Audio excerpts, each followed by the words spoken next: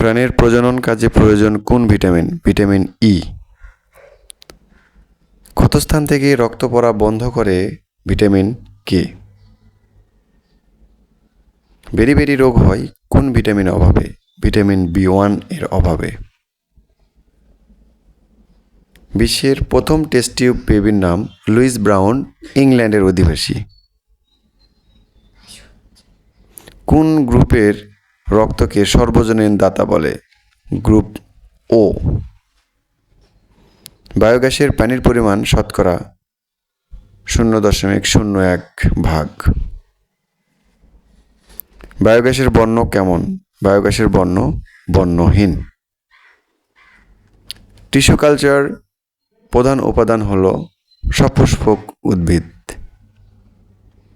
জৈব প্রযুক্তির অন্যতম মৌলিক হাতিয়ার হল প্লাস্টিড।